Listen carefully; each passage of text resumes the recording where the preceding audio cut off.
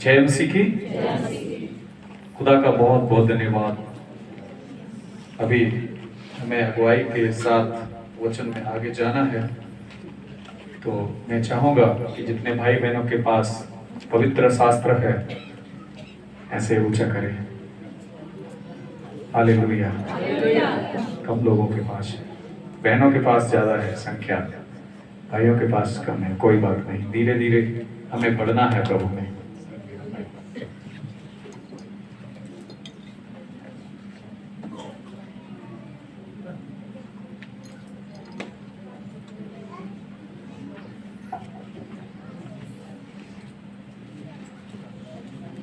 भाई बहनों, एक बार फिर से जय मसीह की। ये बाइबल देख रहे हैं आप, ये भी छीन ली गई थी, लेकिन खुदा का एक बार फिर से धन्यवाद कि वापस मिली। हालेलुया। और ये वैसा है जैसे समंदर में एक बार तुम्हारा सोना गिर जाने के बाद वापस नहीं मिलता। पुलिस के हाथ में गई हुई बाइबल कभी वापस नहीं मिलती, लेकिन ये प्रभु का धन्यवाद है। बाई गॉड मेरा नाम लिखा हुआ था, और मेरे साथ हमारे एक और सीनियर पास्टर हैं, उनकी बाइबल, हमारी डायरी, एक और बाहर से पास्टर आए थे, उनकी बाइबल हिंदी इंग्लिश दोनों वर्जन, और कुछ न्यू बाइबल्स थी। कुल मिला के लगभग 12 बाइबल्स थी पास्टर जी, और सबको उन्होंने जमा कर दिया था खजाने में, बाकायदा मुकदमा लिख के, सरकारी सील लगाकर। लेकिन प्रार्थना में वो शक्ति है ना, किसी भी बंधन को तोड़ सकती है। हमें और वो बंधन टूटा। कई विघ्न आए, थानेदार ने एक बार ये भी बोल दिया तुम्हें जो दोबारा जेल भेज दूंगा अगर तुम दोबारा लेने आए। मैंने कहा सर इसमें जान बसती है। हालेलुया। ये जिंदगी है, और किसी से अगर जिंदगी छीन लोगे, वैसे ही शरीर तो शरीर ही है ना, उसका करेंगे क्या। पौन घंटा तक एक आईपीएस के साथ मेरा डिबेट हुआ बाइबल को लेकर। उसने कहा what is the good thing in the Bible, in this book, why are you reading continuously. I said he gave us life, जीवन दिया है इसने। Hallelujah. And I am very like the doctrine of Jesus Christ, so I follow this book, I follow this doctrine. I don't continue and I don't convert our religion. मैंने अपना धर्म नहीं बदला है। लोग कहते हैं क्या क्या किया जाता है चर्च में, जब लोग जाते हैं उन्हें ईसाई बनाया जाता है।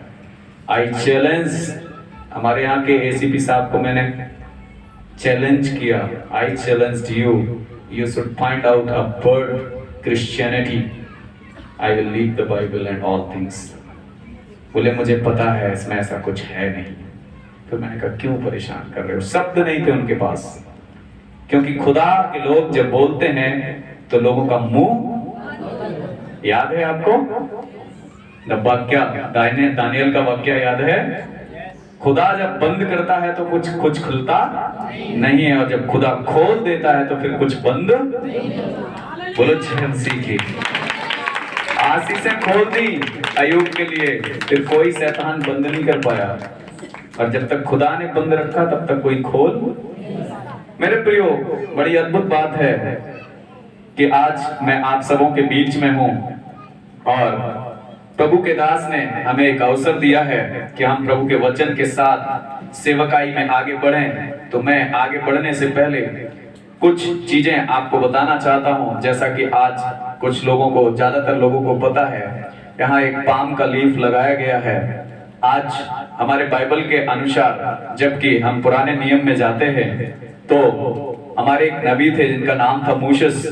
उन्होंने इस बात को हमें बताया है कि हमारे त्योहार होते हैं, कुछ खास त्योहार होते हैं, जैसे एक फसह का पर्व भी होता है ना।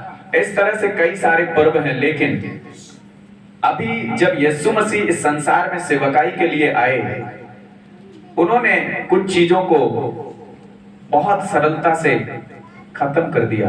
खत्म करने का अर्थ ये नहीं कि उन्होंने समाप्त कर दिया, उन्होंने पूरा कर दिया। बोलो जय मसीह की। और उन्होंने कहा कि मैं भविष्यवक्ताओं की पुस्तकों का लोप करने नहीं, अपितु उन्हें पूरा करने आया हूं।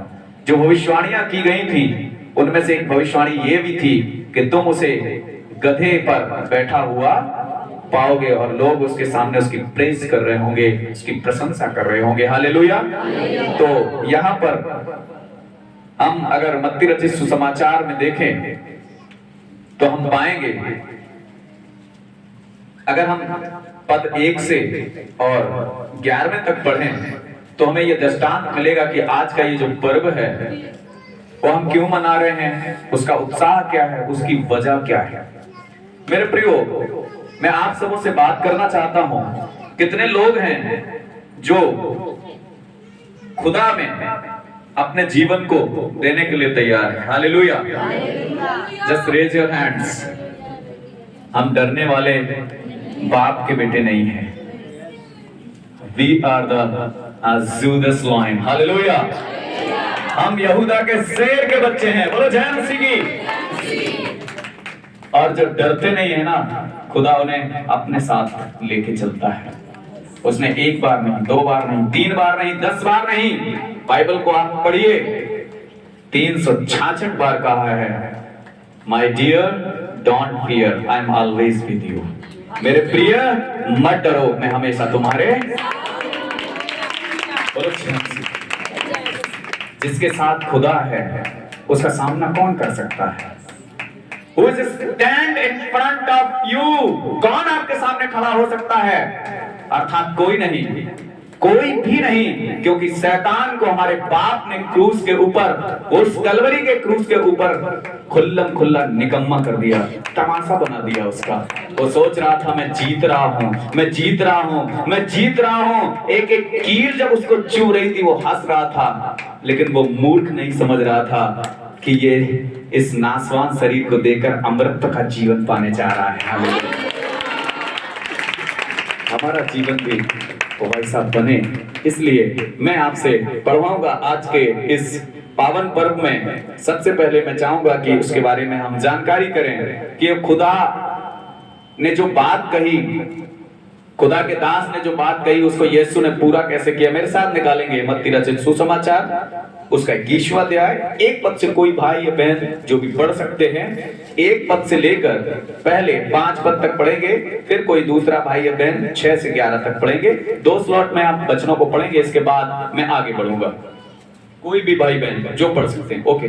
जब वे यरूशलेम के निकट पहुंचे जी और जैतून पहाड़ पर बैतफगे के पास आए, तो यीशु ने 2 चेलों को यह कहकर भेजा। Stop my man. जब वो सेवकाई में थे, यीशु मसीह सेवकाई में थे, उस समय बहुत से लोग उनके साथ होते थे। एक जगह का नाम यहाँ पर दिया है बैतफगे के पास। जब वो आए, वो जैतून के पहाड़ के पास एक जगह थी, वहां पर पहुंचते ही यीशु को याद आया हमें यशाया की भविष्यवाणी को पूरा करना है। भविष्यवाणी में क्या लिखा था? तुम उसे लादू के बच्चे के ऊपर बैठा हुआ देखोगे। हालेलुया। अचानक परमेश्वर चाहता है कि वो समय आ गया है जब वो भविष्यवाणी पूरी की जाए। हाँ मेरी बहन, फिर क्या हुआ? यीशु ने 2 चेलों को यह कहकर भेजा। यीशु ने 2 चेलों को बुलाया अपने पास और एक बात कही। क्या कहा? सुनिए, गौर से सुनना। 2 पद पढ़े। सामने के गांव में जाओ जी। वहां पहुंचते ही एक गदही बंधी हुई और उसके साथ बच्चा तुम्हें मिलेगा जी। उन्हें खोलकर मेरे पास ले आओ। देखिए, कई बार अगर हम होते पास्टर जी तो हम सोचते बढ़िया सा एक कोई घोड़ा होना चाहिए, है ना, एक बड़ा सा हाथी होना चाहिए, है ना, गधे पर कौन बैठता है। लेकिन हम मनुष्य हैं, यही समझ है हमारी और उसकी समझ में। उसने जो 566 साल पहले की भविष्यवाणी थी उसको याद थी, वो समझ रहा था वो समय आ गया है जब मुझे उस भविष्यवाणी को पूरा करना है। क्यों? क्योंकि वो स्वयं कहता है मैं भविष्यवक्ताओं की पुस्तकों का लोप करने नहीं, उनको खत्म करने नहीं, बल्कि उन्हें पूरा करने, और वो पूरा होने वाला था। इसलिए उसने कहा जाओ सामने के गांव में चले जाओ, एक गधी को तुम बंधा हुआ पाओगे, उसके साथ एक बच्चा होगा, उन्हें खोलकर मेरे पास ले आओ। आगे क्या हुआ? यदि तुमसे कोई कुछ कहे हाँ, तो कहना कि प्रभु को इनका प्रयोजन है। जी। तब वह तुरंत उन्हें भेज देगा। अगर कोई तुम्हें रोक टोक करे, मना करे, भाई किसी के घर में जाएंगे, अगर किसी का पशु खोलेंगे तो जाहिर सी बात है मना कर सकता है, लेकिन उसने कहा कि अगर कोई मना करे तो तुम ये कह देना कि प्रभु को इसका प्रयोजन है, इसकी जरूरत है। हालेलुया। क्या हुआ आगे? यह इसलिए हुआ जी कि जो वचन भविष्यवक्ता के द्वारा कहा गया था वह पूरा हो। हाँ, ये इसीलिए हुआ जो भविष्यवक्ता ने पहले 566 साल पहले एक बात को कह दिया था कि क्या कहा था? 5वें पद में लिखा है, सिय्योन की बेटी से कहो, देख तेरा राजा तेरे पास आता है जी, वह निम्र है और गधे पर बैठा है, जी, वर्णन लादू के बच्चे पर। हाँ, सिय्योन की बेटी से क्या कहो? देख तेरा राजा तेरे पास आता है और वो नम्र है, गधे पर बैठा है। काय पर बैठा है? और वो गधा मैं हूं। हंसी नहीं आया आपको? वो गधा मैं हूं। I accepted. हालेलुया। क्योंकि यीशु जिस गधे पर बैठता है ना, उस गधे को भी लोग क्या बोलते हैं? Hallelujah, hallelujah, hosanna, hosanna, hallelujah. मैं वो गधा हूँ, मैं एक्सेप्ट करता हूँ, क्योंकि हमारी काबिलियत क्या थी, हमारा जीवन क्या था, हमें ऐसा क्या था जो खुदा मुझे ग्रहण करता। मेरे भाई बहनों बताओ, हमें ऐसी कोई चीज है जो खुदा मुझे ग्रहण करता? हम कोई काबिलियत रखते हैं? मेरी औकात क्या है कि खुदा मुझे कहे? वो तो उसकी दया है, ये तो उसका अनुग्रह है जो उसने हम जैसे पापी, हम जैसे मूर्खों को अपना बेटा और बेटी बना लिया है। धन्यवाद करता हूं मैं उसके लिए कि प्रभु सच में यदि तू नहीं होता तो मेरा जीवन क्या होता। हालेलुया। कहता है वो नम्र है और गधे पर बैठा है, वरन लादू के बच्चे को, लादू का मतलब समझते हो? जिस पर बोझा लादा जाता है, उस लादू के बच्चे पर वो बैठा है। ये भविष्यवक्ता की बात थी, उसको पूरा करने के लिए प्रभु ने ऐसा किया। आगे 6 पद पढ़ेंगे। चेलों ने जाकर जैसे यीशु ने उनसे कहा था वैसे ही किया। हाँ। और गधी और बच्चे को लाकर जी उन पर अपने कपड़े डाले और वह उन पर बैठ गया। जी, पूरा पढ़ दीजिए। तब बहुत से लोगों ने अपने कपड़े मार्ग में बिछाए और अन्य लोगों ने पेड़ों से डालियां काटकर मार्ग में बिछाई। जी। जो भीड़ आगे आगे जाती और पीछे पीछे चली आती थी, जी। पुकार पुकार कर कहती थी, क्या कहती थी? दाऊद के संतान को होशाना, दाऊद के संतान को होशाना। हम लोग भी आवाज लगाएं, होशाना, और जोर से होशाना। और धन्य है वह जो प्रभु के नाम से आता है। जी। आकाश में होशाना। आकाश में होशन्ना, पृथ्वी पर होशन्ना। होशन्ना का अर्थ आप सब लोग समझते होंगे, प्रभु की स्तुति हो, प्रभु की महिमा हो। ये बात लोग कह रहे थे, उनके पास कुछ देने के लिए नहीं था, तो वो लोग उन नए पत्तों पर, उन नई डालियों को, जो खजूर की डालियां हैं, परमेश्वर के समक्ष रख रहे थे, उसके आदर में, उसकी महिमा में। साथ में फिर वही बात मैं कहूंगा कि परमेश्वर को तो महिमा मिल रही थी, लेकिन परमेश्वर के साथ साथ हम जैसे गधों को भी क्या मिल रही थी? बोलो, जैनसी की क्या मिल रही थी? जिस गधे के बच्चे पर यीशु मसीह बैठा था, वो गधा भी उतनी ही महिमा पा रहा था। मेरे प्रियो, ये खुदा का पराक्रम है, ये खुदा का अनुग्रह है। वो गधे को भी एक महिमा दिला सकता है, वरना गधे को कौन पूछता है? हालेलुया। आगे जब उसने यरूशलेम में प्रवेश किया जी। तो सारे नगर में हलचल मच गई जी। और लोग कहने लगे, ये कौन है? जी। लोगों ने कहा, यह गलील के नासरत का भविष्यवक्ता ये यीशु है। गलील का नासरत का एक भविष्यवक्ता है। यहाँ पर एक प्रश्न उठता है, नासरत एक ऐसी जगह है, अगर आप बाइबल को जब डीप स्टडी करोगे तो आप पाओगे नासरत एक ऐसी जगह है जहां पर कोई अच्छा व्यक्ति रहता ही नहीं है। अगर मैं कंपैरिजन करूं, आज मेरे यूपी के अंदर वही हाल हो रहा है। ज्यादातर लोग बस केवल बुराई बुराई बुराई में लगे पड़े हैं। उन्हें इंसान से मतलब नहीं है, उन्हें बेमतलब की, जिनके जीवन से कोई उद्देश्य नहीं जुड़े हैं, ऐसी चीजों से मतलब है। मेरे प्रियो, तब एक व्यक्ति कहता है, यीशु मसीह को देखकर आप वचन में पढ़ेंगे तो पाएंगे, पास्टर जी समझ रहे होंगे मेरा अनुदेश क्या है, मैं किस ओर इशारा कर रहा हूं। वो व्यक्ति कहता है, क्या नासरत से भी कोई अच्छी वस्तु निकल सकती है? जिस कुएं से हमेशा खारा और गंदा पानी निकलता हो और अचानक कोई एक उसी में से उसके सामने एक गिलास भरकर लाए और आपको पिलाए, तो पहले तो पीने में झिझक होगी, लेकिन अगर ज्यादा प्यास लगी है, थोड़ा सा पानी मुंह में जाए और मीठा लगे तो क्या मन में विचार आएगा कि नहीं आएगा? अरे इस कुएं का जल भी मीठा हो सकता है। ठीक वैसे ही वो विद्वान व्यक्ति, वो फरीसी व्यक्ति जानता था कि नासरत के लोग कैसे हैं। जब उसने कहा ये तो नासरत का भविष्यवक्ता यीशु है, कहता है नासरत से भी कोई अच्छी वस्तु निकल सकती है क्या? मेरे प्रियो, ऐसे ही हम उस संसार में डूबे हुए थे। हमारे जीवन का कोई मतलब नहीं था। हमारे जीवन में ऐसे बुराइयां, ऐसे पाप भरे हुए थे जिनको कोई माफ करने वाला नहीं है। आज भी अगर किसी और के पास आप जाएंगे, माफी नहीं मिलेगी।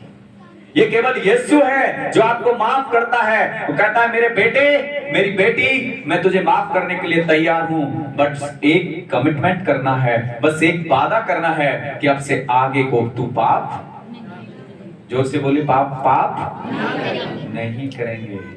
लेकिन उसके साथ एक और वाचा वो बांधता है कि अगर बार बार पाप करोगे तो फिर वो पाप नहीं है, वो मेरी दृष्टि में सबसे बड़ा गुनाह है। हालेलुया।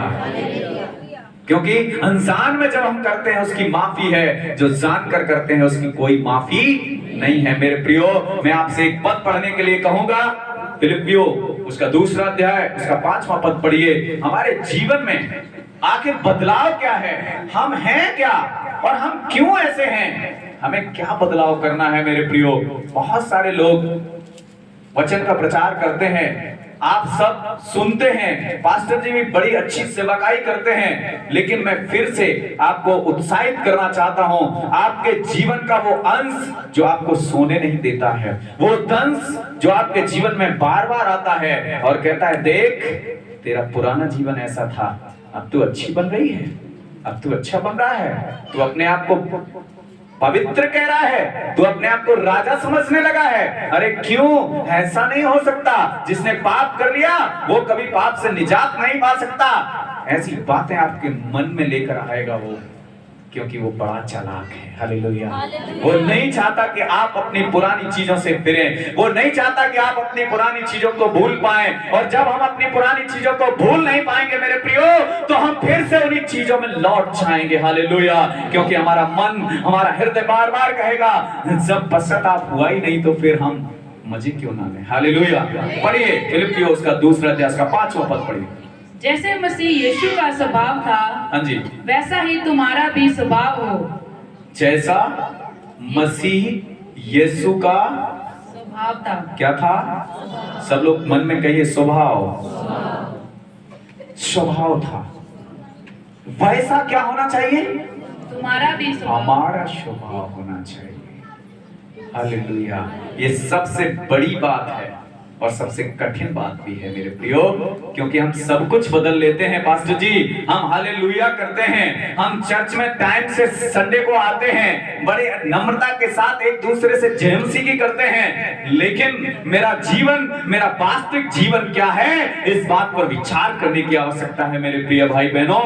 क्योंकि आजकल सबसे ज्यादा अगर क्लेश है तो मसीहों के जीवन में है, क्योंकि लोग भेड़ के भेष में भेड़िए बैठे हैं। बोलो जय मसीह की। आज आपको विचार करने की जरूरत है, आज आपको समझने की और सोचने के लिए आज प्रभु यीशु मसीह आपसे कहता है जैसा मेरा स्वभाव है क्या तुम्हारा स्वभाव है? चर्च में तो बड़े अच्छे से एक दूसरे से जय मसीह करके गले मिलते हैं, क्या ऐसे ही आप अपने घर में व्यवहार करते हैं? क्या आपके घर में अपनी माता से, अपने पिता से, अपने भाई से, अपनी पत्नी से, क्या आपका जीवन वैसा ही है जैसा चर्च में दिखाते हैं? मेरे प्रियो, दिखाने के लिए तो अच्छे बन सकते हैं, लेकिन अच्छे बन पाना इतना सरल भी नहीं है। हालेलुया।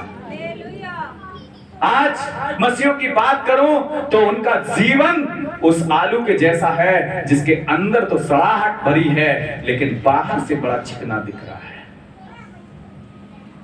मैं अपने आप को भी अच्छा नहीं कहता हूं, क्योंकि बुराइयां हम में भरी गई हैं, और वो किसने भरी हैं? शैतान ने। वो नहीं चाहता कि एक भी जन माफी पाए और परमेश्वर के साथ उसके स्वर्ग की राज्य में प्रवेश करे। हालेलुया।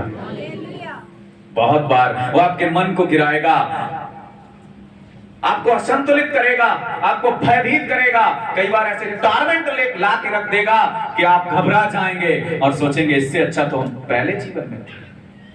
छोड़ देते हैं प्रभु को। हालेलुया। लेकिन फिर एक पीछे से आवाज आती है, मेरे बेटे, I am stable for you, मैं तुम्हारे लिए यहीं खड़ा हूं, मत डरो। हम पीछे सुनते ही नहीं हैं, उस धीमी आवाज को नहीं सुनते हैं, उस दहाड़ को सुनने का प्रयत्न करते हैं जिसमें कोई दम, क्योंकि बाइबल कहती है शैतान दहाड़ने वाले सिंह के समान है। वो दहाड़ सकता है। गांव में कहावत है, आपके यहां भी होगी, कि जो भौंकते हैं वो काटते, लेकिन जो काटते हैं वो चुपके से काटते हैं। हालेलुया। याद रखिए, दहाड़ने वाले कभी आपका कुछ बिगाड़ नहीं सकते, क्योंकि हमारे साथ कोई साधारण व्यक्ति नहीं है, हमारे साथ कोई साधारण जन नहीं है। वो है जो लाजर से, जो 4 दिन का सड़ा हुआ मुर्दा, अरे उसके उठने की तो बात छोड़ो, उसके पास जाने से नाक फट जाएगी। उससे वो कहता है, लाजर, आई से टू यू कम आउटसाइड। और वो सड़ा हुआ मुर्दा कफन में लिपटा हुआ, उसकी आंखें भी खुली नहीं है, आके खड़ा हो जाता है। Yes my lord, this is the power of Jesus Christ, this is the blessing of Jesus Christ. My dear, मैं आपको फिर से कहना चाहता हूं, क्या उस यायर की बेटी को, जिसे 100 लोगों ने नहीं 1000 लोगों की भीड़ ने कह दिया, रे क्या गुरु को परेशान कर रही, तो मर गई, वो कहता है धैर्य रखो तो तुम परमेश्वर की महिमा को देखोगे। कह रहा है भीड़ को बाहर करो। याद रखिए, इससे 2 बातें सीखने को मिलेगी, हम कभी भीड़ का हिस्सा नहीं हो सकते, because we are collected from the crowd. हम भीड़ से अलग किए गए हैं, हम निकाले गए हैं भीड़ से, ताकि भीड़ हमारे पीछे हो। हालेलुया। यीशु के साथ केवल 12 लोग थे, और मैं यदि कहूं 12 का शुरुआत भी पतरस से हुआ। अचानक पतरस के पास पहुंचता है। पतरस में कोई काबिलियत थी? आप बताइए। आज लोग कहते हैं हम रेवरेंट, हम ये वो। किसकी प्रेजिंग कर रहे हो भाई? हमारे जीवन से महिमा किसको मिलनी चाहिए? हम महिमा किसको देख रहे हैं? हम महिमा किसको दे रहे हैं?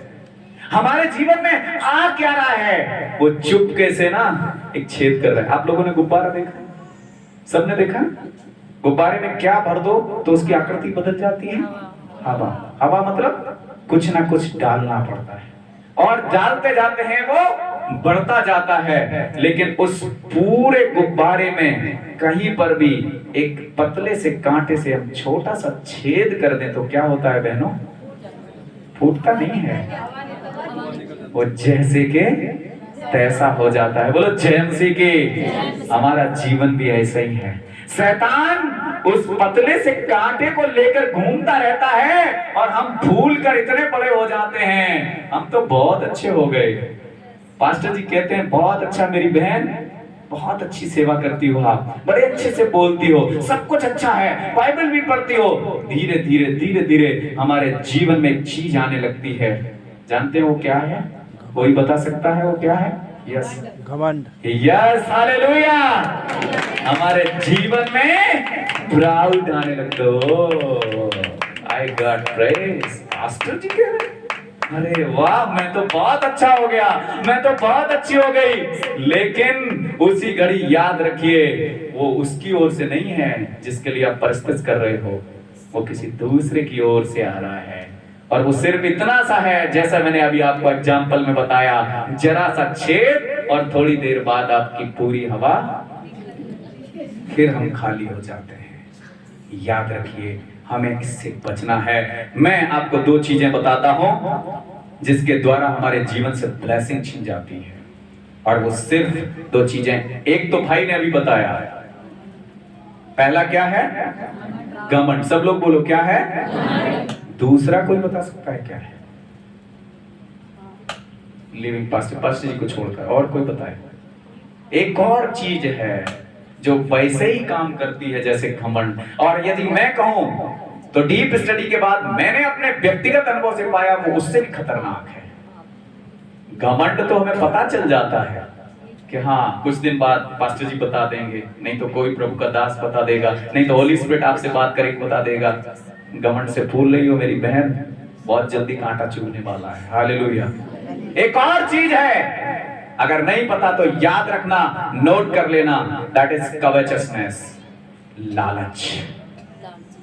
वो लालच किसी बहन भाई का हो सकता है, वो लालच किसी वस्तु का हो सकता है, वो लालच पैसे का हो सकता है, वो लालच गाड़ी का हो सकता है, वो लालच आपके लाइकिंग थिंग्स का हो सकता है। धीरे धीरे मेरे जीवन में एंटर करता है और हम परमेश्वर को किनारे रखकर उस लालच की ओर बढ़ते चले जाते हैं, बढ़ते चले जाते हैं, बढ़ते चले जाते हैं। हमको पता ही नहीं चलता कब एंडिंग आया, धड़ाम से खाई में गिरते। हालेलुया। हाथ पैर टूट जाते हैं, याद कौन आता है, ओ प्रभु तूने क्या कर दिया, मैंने तो ऐसा कुछ किया ही नहीं था। अरे तू भूल गई थी ना कि तू किसकी ओर जा रही है। हालेलुया।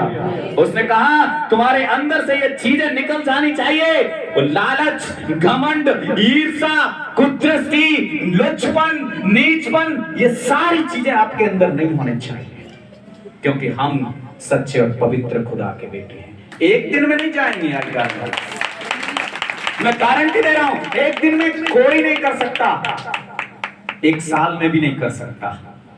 जीवन में हम प्रतिदिन करना पड़ेगा। हालेलुया। यहां पर अभी एक बॉटल रखी थी, ये ढोलक, इस ढोलक में पास्टर जी कितना वजन होगा, मुश्किल से 2-3 किलो, है ना? कितना वजन होगा? बहुत ज्यादा 2-3 किलो, ठीक है। यहां पर कोई ऐसा है जो इस ढोलक को नहीं उठा सकता? Anybody else? कोई है ऐसा जो इस ढोलक को उठा नहीं सकता? मैं समझता हूं ये बच्चे बैठे हैं, ये भी उठा देंगे। उठा देंगे कि नहीं? हाँ या ना? उठा देंगे ना? कुछ लोग यीशु मसीह के जीवन को ऐसे ही समझते हैं, ढोलक को उठाना है। मैं भी यीशु मसीह में आती हूं, मेरा भी काम हो जाए, मेरी भी बीमारी चली जाए, मेरा भी कलेश खत्म हो जाए, मेरा ये काम हो जाए, मेरा वो काम हो जाए, जैसे ही काम खत्म, गो बैक। अभी क्या करना प्रभु से, बाय बाय जीसस, है ना? ऐसा ना, पति पत्नी में से दोनों आ रहे थे अभी चर्च में, अभी शनि भाई कहते ठीक है ना तुम चले जाओ, मुझे कुछ काम है। बोलो जय मसीह की। बोल नहीं पा रहे? अच्छा कितने लोग सो रहे हैं? बोले जय मसीह की। बस सब सो रहे। हालेलुया। मेरी बातों को गौर से सुनिए, that is the word of Lord. ये परमेश्वर का वचन है, सुन के जवाब दीजिए, माइंड को यहीं पर रखिए। इस ढोलक को उठाने में कोई कठिन बात नहीं है, लेकिन सनी भाई यदि मैं ये कह दूं कि इस ढोलक को उठाए रखना है पूरे दिन, व्हाट हैपेंड विद यू, क्या होगा आपके साथ? एक बार मन करेगा यार बहुत देर हो गई ना, थोड़ी देर के लिए देखेंगे इधर उधर, कोई देख तो नहीं रहा, नीचे रख लेते हैं। Hallelujah. This is the life of Jesus. Hallelujah. जोर से बोलिए जय मसीह की। यही है मसीह का जीवन। एक दिन में आप सोचते हो कि हम शुद्ध हो जाएंगे, हम पवित्र हो जाएंगे, हम सिद्ध हो जाएंगे। अरे तुम सोचते हो 2 महीने में, 10 महीने में, 2 साल में? नेवर। प्रतिदिन आपको मसीही जीवन जीना पड़ेगा मेरी बहन मेरे भाइयों, तब हम सिद्ध बन पाएंगे। हालेलुया। और अगर ऐसा नहीं कर पा रहे हैं, हमारे अंदर मसीह का स्वभाव नहीं है। एक और पद पढ़िए मेरे साथ, यूहन्ना की इंजील उसका 15 अध्याय उसका 7वां पद पढ़िए।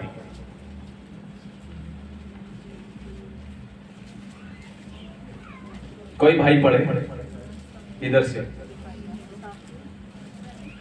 यूहन्ना की इंजील उसका 15वां अध्याय उसका 7वां पद।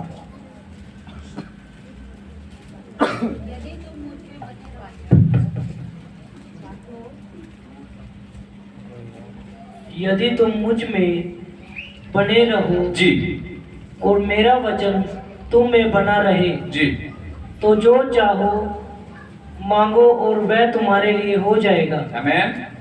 सब लोग बोले आमेन। इसको कितने लोगों ने आज से पहले पढ़ा है? Raise your hands. Pastor ji, आपको छोड़कर मुझे आपके विश्वासी या मैं कहूं आपके विद्यार्थी बताएं इसका अर्थ क्या है। बहन बड़ी अच्छी लीडरशिप करती हैं, जस्ट स्टैंड अप प्लीज। इसका अर्थ क्या है? इसका मतलब ये है कि अगर हम खुदा में बने रहेंगे, फर्स्ट ये है कि अगर हम उसमें बने रहेंगे तो हम जो भी खुदा से मांगेंगे वो खुदा के नाम। बहुत अच्छा मेरी बहन, बहन के लिए जोरदार था।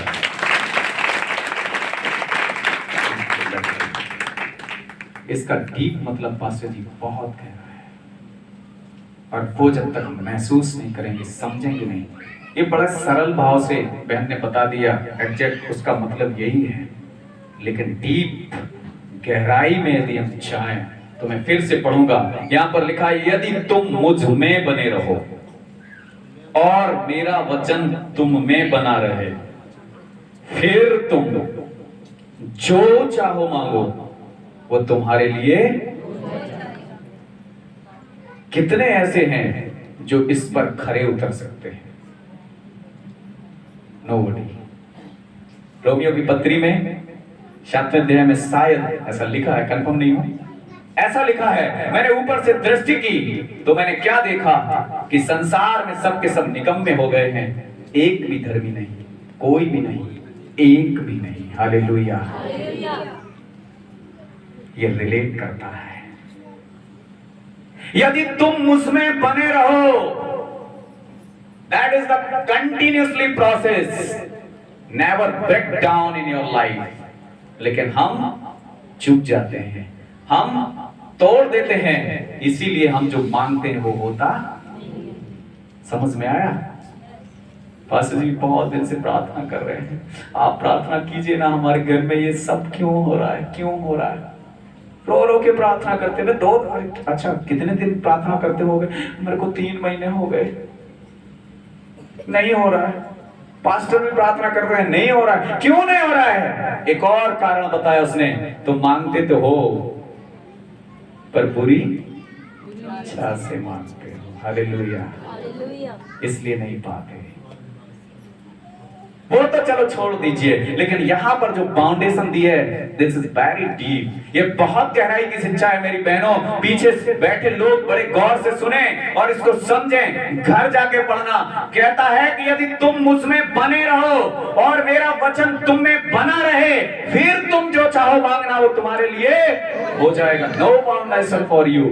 कोई विकल्प नहीं है, कोई बंधन नहीं है, कुछ भी मांग लेना वो तुम्हारे लिए हो जाएगा। लेकिन पहले ये तो करो, तुम मुझमें बने तो रहो। ये याद रखना, एग्जाम्पल ढोलक वाला। उठाना बड़ा सरल है, कोई भी उठा देगा। मैं ये तो 2-2.5 किलो की ढोलक है, मैं 20 किलो भी कहूंगा तो भी एक बार लोग कोशिश करके क्या करेंगे, उठा देंगे। लेकिन इसको उठाए रखना बहुत मुश्किल है। इसीलिए प्रभु ने कहा था पहाड़ी उपदेश के बाद कि तुम्हें अपना क्रूस उठाना पड़ेगा, अपना बोझ उठाना पड़ेगा। हालेलुया। जो कोई अपना क्रूस उठाकर मेरे पीछे चलता है वही मेरा प्रिय चेला है। हर एक के बस की बात नहीं है, नहीं तो सारे ही पास्टर हो जाते हैं। बोलो James. I am never commit I am pastor. मैं कभी नहीं कहता कि मैं पास्टर हूं। Really I am only simple preacher. मैं केवल एक उपदेशक हूं, खुदा के वचन का प्रचार करता हूं। क्योंकि पास्टर होना अपने आप में एक अलग बात है, वो कोई साधारण बात नहीं है। लोग समझते होंगे पास्टर को हल्का। मैं आज तक अपने अंदर वो गुण नहीं ला पाया कि मैं स्वयं कह सकूं आई एम अ पास्टर। दरअसल पास्टर वर्ड बाइबल में केवल एक बार आया है, तिमोथी के अंदर। और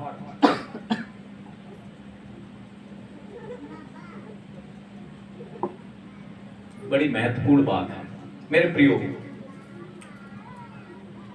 आज हमें अपने जीवन को आंकने की आवश्यकता है।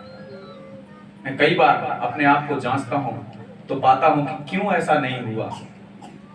क्योंकि हमने खुदा में ये बात, ये जो वचन, ये कमिटमेंट जब लिया था उसको मैं पूरा नहीं कर पाया। निकोदेमुस जैसे लोग जब यीशु मसीह के पास गए, वो कोई साधारण जन नहीं था, वो बहुत अच्छे से व्यवस्था को जानने वाला व्यक्ति था और सरदार था उन लोगों का जो व्यवस्था की बातों को मानने के लिए लोगों की अगुवाई करते थे। उनका सरदार रात में चुपके से यीशु मसीह के पास जाता है और उससे पूछता है, मैं जानता हूं तू प्रभु की ओर से गुरु होकर आया है, बता उद्धार पाने के लिए मैं क्या करूं। हालेलुया। मतलब समझे, वो भी जान रहा है व्यवस्था से उद्धार होने वाला, वो इस बात को जान रहा है, इसलिए कि मेरी बुराई ना हो, मेरी बेइज्जती ना हो, रात को चुपके से पहुंचता है। लेकिन खुदा उसको जान जाता है, उसके उद्देश्य को समझ जाता है, फिर भी वो कहता है, मैं तुझसे कहता हूं जब तक कोई जल और आत्मा से ना जन्मे वो परमेश्वर के राज्य में प्रवेश नहीं कर सकता। ये जल और आत्मा से जन्मने का मतलब ये नहीं है कि आप पास्टर जी के साथ जाएं, जल में एक डुबकी लगाएं, कहे मैं यीशु मसीह को स्वीकार करता हूं, दैट्स ऑल, हो गया। बड़ा सरल काम है। 10 बार किसी के यहाँ चोरी करके, 2-4 व्यक्तियों का मर्डर करके आ जाए, pastor ji I want to forgiveness, I excuse my sins, मुझे बपतिस्मा दे दो। पास्टर जी का ठीक है, बपतिस्मा ले लो, हालेलुया। क्या हो गया? नहीं मेरे प्रियो, जल और आत्मा से जन्मने का मतलब है हम पूरे हृदय के साथ, जो हृदय टूटा हुआ हो, जो मान ले कि आज के बाद मैं अपने जीवन में कभी भी जानकारी से पाप नहीं होने दूंगा, उस व्यक्ति को कहते हैं जल से जन्म लेना। हालेलुया। और जब वो जन्म से पूरी शुद्धता के साथ जन्म लेता है, आत्मा अपने आप उसे जन्म देती है। बोलो जय मसीह की। हमारा जीवन है क्या?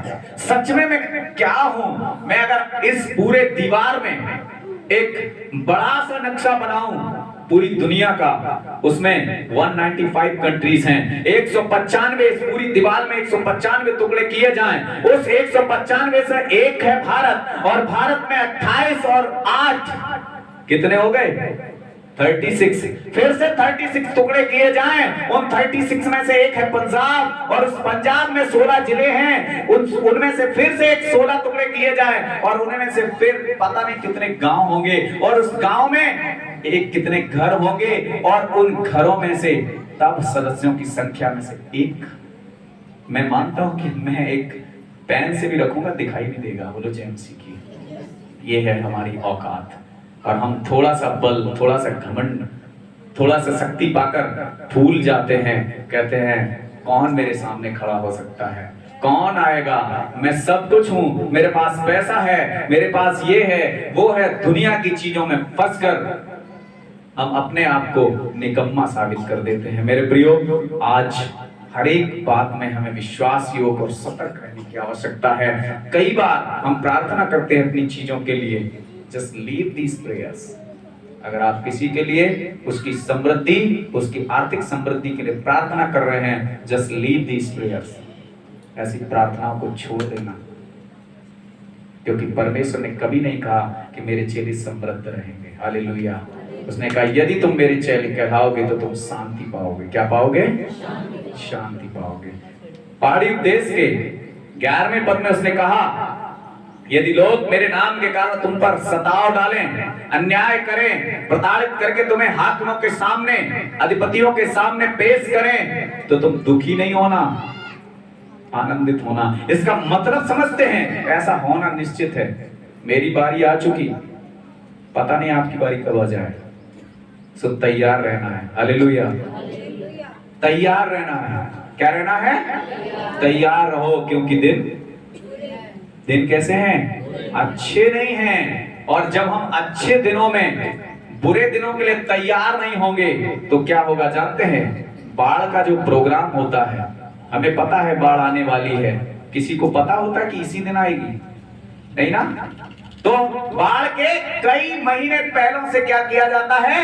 तैयारियां की जाती हैं। फूड पैक्स तैयार किए जाते हैं, स्टीमर्स तैयार किए जाते हैं, टीम तैयार की जाती है, ताकि हम बाढ़ से निपट सकें, ठीक वैसे ही हमारे जीवन में समस्याएं आएंगी। गारंटी है यदि आप सच्चे मसीह हैं तो आपके जीवन में प्रताड़नाएं आएंगी, समस्याएं आएंगी, परीक्षाएं आएंगी। उनके लिए अपने आप को तैयार करना है, उनसे डरना नहीं है। हालेलुया। और यदि हम तैयार नहीं होंगे, परीक्षाएं आएंगी, हम परेशान हो जाएंगे। इसलिए मैं आपसे फिर कहता हूं, खुदा का वचन कहता है उसी यूहन्ना की इंजील 15वें अध्याय उसके 12वें पद में ऐसा लिखा है, मेरी आज्ञा ये है कि जैसा मैंने तुमसे प्रेम रखा है वैसे तुम भी एक दूसरे से प्रेम रखो। क्या रखो? क्या रखो? जितने भाई बहन बैठे हैं अपने पड़ोसी से कहें मैं तुमसे प्रेम करता हूं। एक दूसरे से कहें मैं तुमसे प्रेम करता हूं, क्योंकि प्रेम ही है जो पहले कुरिन्थियों उसके 13वें अध्याय उसके 13वें पद में लिखा है, परंतु आशा, विश्वास और प्रेम तीनों स्थायी हैं, परंतु इन सब में से क्या है? Praise the Lord. प्रेम बड़ा है क्योंकि ये सारे पापों को ढांप देता है। बोलो जय मसीह की, फिर से बोलो जय मसीह की। एक अंतिम पद हम पढ़ेंगे और आगे का समय पास्टर जी के हाथों में देंगे।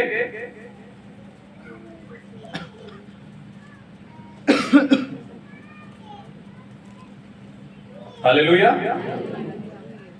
कहता है कि जब तुम जल और आत्मा से जन्म ले लोगे तो एक सहायक आपको मिलेगा। सारे लोग जानते हैं, और वो सहायक क्या काम करेगा? हर एक बात में हमारी अगुवाई करेगा, हमें आगे आगे बताएगा कि मेरी बहन तुम्हें ये करना है, मेरे भाई तुम्हें ये करना है, ये नहीं करना है। अगर करना भी पड़े तो इस रीति से करो कि तुम जीत जाओ। हालेलुया। खुदा का धन्यवाद हो। एक अंतिम पद हम पढ़ेंगे और खुदा की परिस्थिति के साथ आगे जाएंगे। यूहन्ना की इंजील उसका 14 अध्याय उसका 26 पद।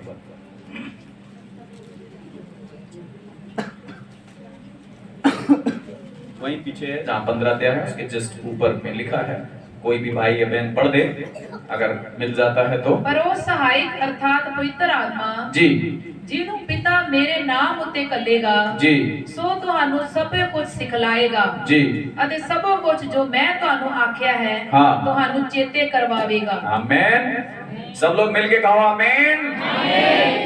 हिंदी में ऐसा लिखा है, परंतु सहायक अर्थात वो पवित्र आत्मा जिसे पिता मेरे नाम से भेजेगा वह तुम्हें सब बातें सिखाएगा जो आज मैंने सिखाई हैं। ये जो बातें पास्टर जी आपको डेली सिखाते हैं, हर संडे वर्शिप में सिखाते हैं, ये हमारे घर की बातें नहीं है, ये हमारे घर की कहानियां नहीं है, ये वो बातें हैं जो खुदा इन्हें सिखाता है। और क्यों सिखाता है? क्योंकि वो तुम्हें सब बातें सिखाएगा और जो कुछ मैंने तुमसे कहा है वह सब तुम्हें क्या कराएगा? स्मरण कराएगा।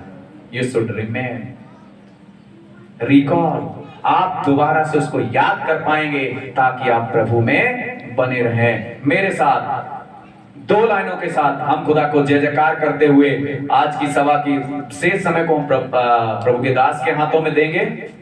और वो लाइनें बड़ी सुंदर हैं, जिसने भी लिखी मैं उसके लिए भी खुदा का धन्यवाद करता हूं कि उसको ज्ञान बुद्धि और समझ दिया कि दर दर मेरा सर ये झुके ना, सोच के दर तेरे आता हूं, तेरे जैसा मालिक पाकर दुनिया में इतराता हूं। घमंड के लिए यिर्मयाह ने एक बात कही, उसका 9वां अध्याय उसका 23 पद में कहा कि बलवान अपने बल पर घमंड, ज्ञानवान अपने ज्ञान पर घमंड, ना धनी अपने धन पर घमंड करे। घमंड करना है तो इस बात का करे कि वो खुदा जिसने मुझे बनाया है वो मुझे जानता और पहचानता है। हालेलुया। कि दर दर मेरा सर ये झुके ना, सोच के दर तेरे आता हूं, तेरे जैसा मालिक पाकर दुनिया में इतराता हूं।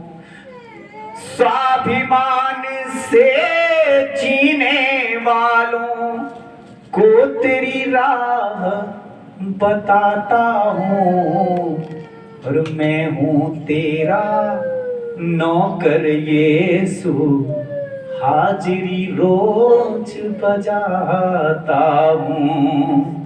मैं हूँ तेरा नौकर यीशु, हाजिरी रोज बजाता हूँ। पास्टर जी बड़ा सुंदर बंद लिखा कि मुझसे लायक, मुझसे काबिल, तेरी सेवा को तरस रहे, मुझ नालायक मैं क्या देखा, सोच के नैना बरस रहे।